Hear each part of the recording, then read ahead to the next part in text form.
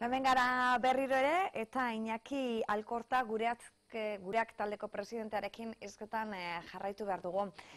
Iñaki lehen aipatu dugu, ze proiektu dituzuen Gipuzkoan, Gipuzkoatik kanpora, Espainian edo inguruko beste herrialde batzuetan, badago gureak taldea modukorik, antzerako proiekturik?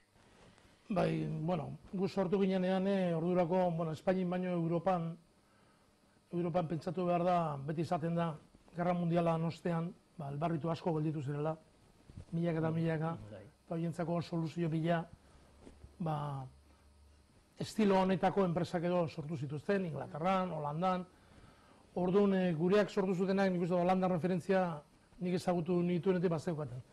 Eta Katalunian nolabait zerbaiten kajadorroz bat tarrasan hasita zegoen, eta baino, egia da, nahiko aurrenak esan dezakegu izan ginela Euskadin eta Gipuzkoan, nolabait aurri hartu zala, ez da.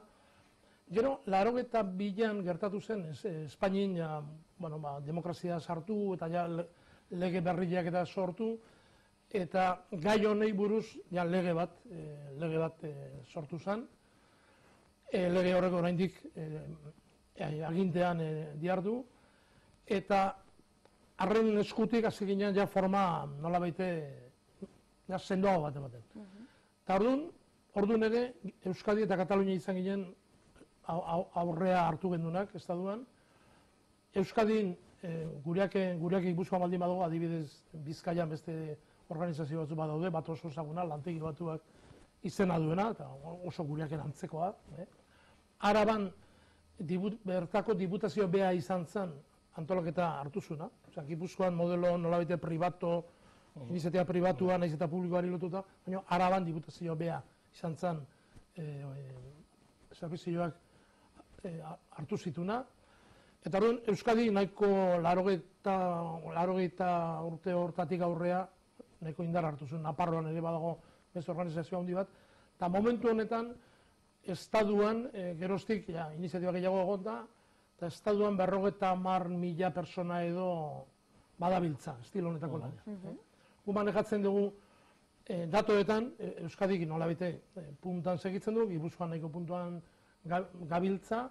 Gu manejatzen dugu dato bat eta da, lanera dijoan populazioaren 100% bat dabilen horrelako antolaketan, ez da? Gureak bezalako antolaketan. Eta hori, 100%tik gora, gaur lanera joan diren 100%tik gora gureaken enpresa materiatoriak Gipuzkoan. Eta horren nolabait markatzen digu, neurri, altu xamarrean gaudela, naiz eta, gero krisisa dela eta ez dela, eta lan beharra, hainbeste ainokoa da, guk ere esaten dugu, gainera, urte oparoetan, gutxitasuna hunde personak ere lan ez dute errez aurkitzen. Orduan, horrelako persona beti daude krisisean, baina krisisa areagotzen denean, noski. Zendatzen da horre bai. Baina, nik uste, neurri honean gaudela, baina eskariak ere, geroz eta handiago badiak. Orduan, hau ez da inoiz bukatzen den historia, ez da esan ere lan abilatze hori. Lehen zerbitzuen sektoria ipatu duzu, gero eta gehiago diar duzuela alor horretan, da gaina oso diversifikauta, oso banatuta, danetik itzen duzuela. Baina sektor industrialai dagokizionez, lantegixei dagokizionez, zer da bertan langileek itzen dabena? Bati bat. Bera, batez ere, baiara honetan, Gipuzkoa osoan egiten dugunetan, automozioak indarran duia du. Sektore batzuk, elektrodomestikotan ere lan asko egiten zan lehen, hori ere nahiko bera etorritako sektorea da. Automozioan aldiz, nahiko espezializatu ginen, edo espezializatu gara gai batzutan, adibidez, kableatuari lotzen diren montailetan, orduan, abenduan, Bergaran, zabaldu genuen instalazio berri batzut, planta berri bat, eta nun eta planta horretan kablea tratatzen espezializatuta gauden, 32 persona duzte lan egiten dutela, kable espezializazio horretan, makina nahiko sofistikatuekin. Eta kable horrez zertarako erabiltzen die gero? Eta kable horiek kotxeetako faro barruan dijoazten sistemak, edo airbag, volante barruan dijoan airbaga, edo bozinak, eta orduan, Bergaran egiten den, kable preparatzen den kable horrekin, gero, Gipuzkoa osoan 200 persona jarrita dauzkagu montailetan. Kableak gero berez dakar beste piezaren bat, eta bueno, horre mantentzen ari gara indar batekin, sektore hori ere ez da arrisa, baina Gaur egune be krisian badago, gutxienez Espainiako merkatuan, ez dakit Espainiarako itxendo zuen, ala Europarako... Nola baite gure klienteak multinazional handia dira, Valeo, eta izen handiko Bosch, eta izen handiko multinazionalak, eta horien nola esportaziorako lan egiten duten ez Espainiako merkatua antzat, orduan Espainiako merkatuan berakada ez da inbeste notatzen, baina berakada danian dago. Bergaran inauguratutako tailerra aipatu duzu, zer suposatu du horrek gureak taldearen dako? Bueno, bera, hau historia da, ez da, 1972an edo hasi zen lehenengo tailerra Bergaran, 1980an industrialdea berrira pasatza lortu genuen instalazio on batekin, eta 2011an beste ampliazioa dekarri dugu. Orduan, honek esan nahi du, martxan gaudela, gure klienteak konfiantza ematen digutela, eta paper bat betetzen jarraitzen dugula. Arrasaten, esan behar dut, arrasaten ere, nahiko justu espazioz eta gaude hemen musakolan edo daukagun horko instalazioetan, eta udalak hartu berri du akordio bat, nolabete aldamenean berak dauzkan lokal batzuk, gureai erantzi eta gure espazioak gehitzeko. Arrasaten bertan hori ere oso notizio ona da. Udalak, aurreko udalak, aurreko alkatesak eta haiek nolabete nahiko aurreatu zuten lan ondan, eta ekipo berria etorri danean, lehenengo egunetik, asmo honen aldea azaldu dira eta ja hortan gabiltza. Orduan, pentsatzen dugu baiaran, horrela jarraitu behar dugula aukera bilatzen. Aurrerantzian etorri leizke beste lantegi batzuk, beste zerbitzu batzuk? Guk aurretik pasatako guztia helduko jo, baina gero eta zailagoa da, kompetentzia ere erabat esageratuta dago. Baina, guk jarraitu behar dugu gure asmo berriak eta nolabait urratzen, badauzkagu asmo berri batzu, eta gero gure klientien eskutik, askotan, esaten da bezala, mingaina kanpoan degula junkar izaten dugu haien atzetik, kumplitu beharra hortan, baina ez dago ez da remediorik, eta orduan, aspaldik hasi genuen kalidade exigentzia zer diak, klientearen mentalidadea zein dan, multinazionalakin, eta automozioa hor ez dago gramaik, hor ez dago. Merkaon ere sortu duzu duela gutxi, beste erakunde batzuekin batera, zer da? Hori informazio berria daukezu, Bai, Merkaon, Gupost enpresan inguruan, Gupost da enpresa bat, gure enpresa bat, eguneko unean gureakena da.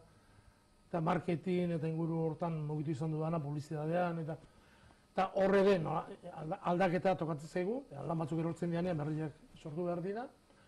Eta lehenbizi proiektu bat aurrera bota genduen, hori ere arrasaten badabil, egunon izenarekin, etxeetan eta buzone atzea, eta publizitatea banatzea egunon izenarekin egiten dugu. Eta horrein, Merkaon sortu da, Gipuzkoako ganbarak aurrez bat zeuka beste proiektu bat, Gipuzkoa Market eta Gipuzkoako dendariei nolabaite promozio bide ezberdinak eta eskaintzeko proiektu bat. Orduan, gu proiektu idea horrei helduta proposamen berri bat egin dugu eta oso ondo hartua izan da Gipuzkoako ganbaran partetik, Foru Aldundiak ere Innovazioko Departamentutik bere laguntza edo bere oniritzia eman du, eta horrekin gaude orain, horri forma manaian, honekin gure asmoa da, 21.000 Gipuzkoar nolabete lotzea, Merkaon sistema honeri, eta Gipuzkoako nahi duten, ahalik eta dendari gehien, beraien produktuak sistema, honekin ekiko du sistema propio bat, interneten bidez, benta online, azkenean, edozein dendarik ere bere ofertak, bere promozioak, bere nolabite estokak gutxitu beharreko eraginak, eta hori gestionatzen jarri da. Gupost, gureak taldeko enpresa honek, idea hori indartzen ari da, eta gestio hortan, espero ditugu 21 lanpostu edo sortzea. Komenta dugu, ez gaitasunen bat daukenekin lan itzen dabela geixen bat zerak, gureak taldiak, uneko 80 bai bintzat. Komplikagoa da, olako personekin lan itxia, ez? Normal itzen da? Bueno, Komplikatua da personakin lan itia. Bai, berez bai. Nik uste, hauekin lan itia ez dela komplikatuagoa.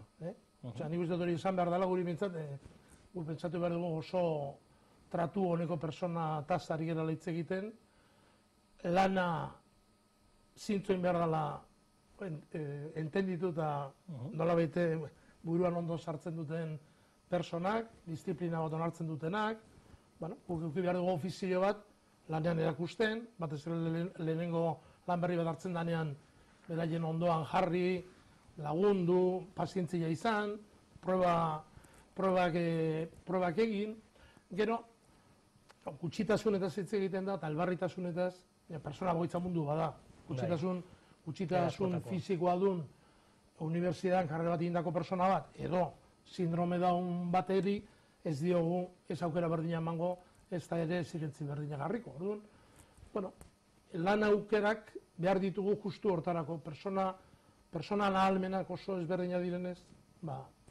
Bakoitzak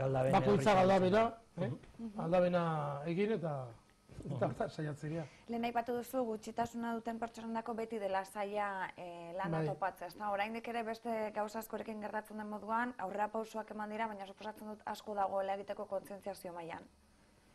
Bai, gizarteak gero eta nik uste asko zabaldu dela gehiagoetara. Gipuzkoan beti izaten da, solidaritate puntu bat edo badagoela, eta jende hau azkenean ezaguna da, orain dela 40 urte etxeetan eskutatutako hitzomen zituzten edo basarrietan, orain kalean dabiltza, eta gure lagunen edo gure senideak dira, eta orduan, nik uste hor aurre asko indala. Gero, lan aukerak gutxi dienez, errestasun gehiagire ez dut izango, eta hori da gure borroka. Iñaki Alkorta, eskerrik asko. Ez ez zuei eman diguzuen aukera batik. Eskerrik asko zuri gure magazinera etortzarren da hurrengo batera arte. Hurrengo bat arte. Eneko, zu datorra martitzenean ikutuko zaitut. Eta guk orain albistegiaren txanda daukagu, Julen Iriondok barkatu kontatuko dizkigu, gaurko egunez albiste izan direnak.